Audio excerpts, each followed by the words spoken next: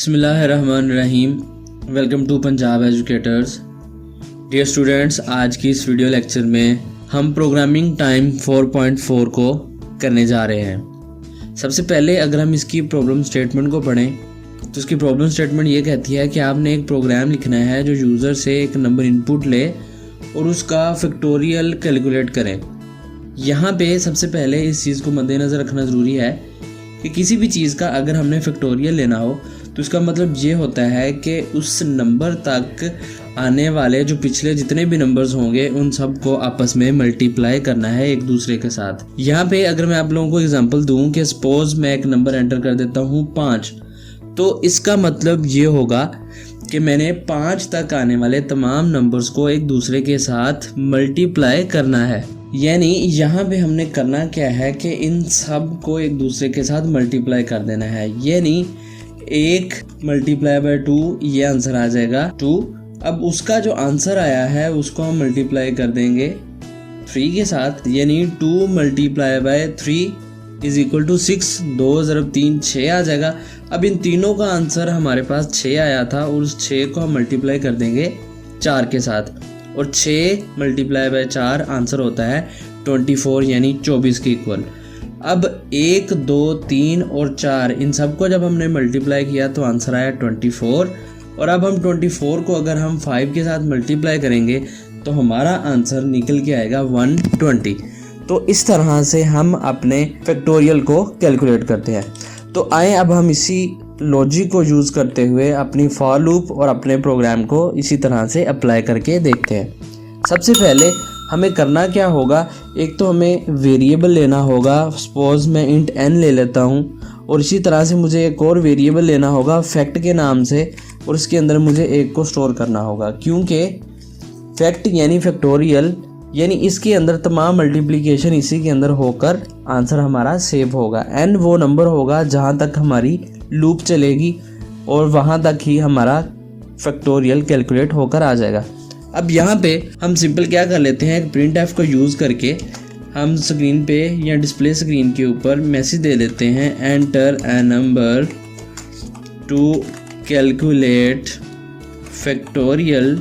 ठीक है, आप इस तरह से कोई भी मैसेज दे सकते हैं। एंड पे सेमीकोलन लगा देते हैं, और स्कैन एफ की मदद से हम क्या करते हैं, यहाँ पे इस नंबर को रिसीव कर लेंगे अपने फॉर्मेट स्पेसिफायर का यूज़ करते हुए, कॉमा एंड एन के अंदर। अब हमें करना क्या है, अब बात आ जाती है हमारे फॉर लूप की। फॉर के अंदर हम यूज़ कर लेंगे int i is equal to 1 semicolon i less than equal to n, यानी हमारी फॉर लूप उस n नंबर तक चलेगी, और उसके बाद हम कर देंगे n प्लस प्लस। अब यहाँ पे हमने सिंपल क्या करना है, करली ब्रैकेट्स का यूज़ करके इसकी बॉडी के अंदर कुछ कैलकुलेशन करनी है। वो कैलकुलेशन ये करनी है कि fact is equal to fact multiply by i semicolon.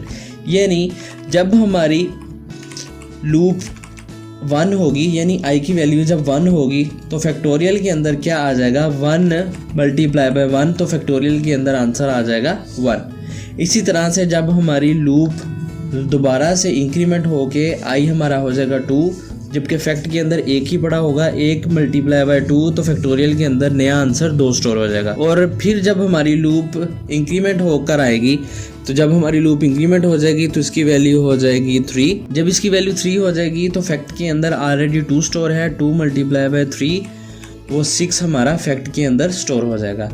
इसी तरह से फिर हमारी लूप इंक्रीमेंट होगी, n के अंदर 1 का इजाफा हो जाएगा, ये हो यहाँ पे n की जगह पे आपको i यूज़ करना है, i प्लस प्लस। अच्छा, यहाँ पे क्या होगा, हमारा i इंक्रीमेंट हो जाएगा, i की वैल्यू हो जाएगी 4, और फैक्ट के अंदर ऑलरेडी हमारा 6 यानी 6 multiply by i 6 multiply by 4 is equal to 24 हो जाएगा, तो वो फैक्ट के अंदर 24 स्टोर हो जाएगा। इसी तरह से जब i फिर प्लस प्लस होगा, i की वैल्यू हो जाएगी 5, और वो इक्वल टू होगी n के, और इसी तरह से फिर फैक्ट के अंदर 24 पड़ा हुआ है, 24 multiply by 5 is equal to 120, और वो आपके फैक्ट के अंदर आके स्टोर हो जाएगा। फिर जब ये लूप चलेगी तो ये लूप जब i की वैल्यू 6 हो जाएगी तो कंडीशन गलत होने की वजह से फॉर लूप आपकी ब्रेक हो जाएगी। एट द एंड हम यहाँ पे अपना प्रिंट एफ यूज़ कर लेंगे प्रिंट एफ की मदद से हम स्क्रीन पे मैसेज दे देंगे the factorial of the given number is the factorial of number percentage D is percentage D coma यहाँ पे एन लिख देते हैं कोमा फैक्ट लिख देते हैं एट द एंड सेमीकोलन। इस परसेंटेज डी की जगह पे आपको सिंपल एन की वैल्यू जो कि 5 सपोज हम एंटर कर देते हैं वो आ जाएगी। ये वाला जो परसेंटेज डी है यहाँ पे आपको फैक्ट की वैल्यू डिस्प्ले कर दी जाएगी। अब हम इस प्रोग्राम को रन करके देख लेते हैं।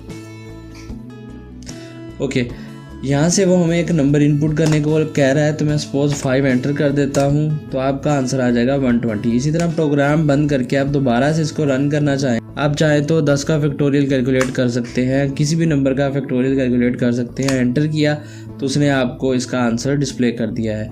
इसी तरह से आप किसी भी नंबर को एंटर करके उसका फैक्टोरियल कैलकुलेट कर सकते हैं। तो डियर स्टूडेंट, मिलते हैं नेक्स्ट लेक्चर में, तब तक के लिए अपना ख्याल रखिएगा। अल्लाह हाफिज़।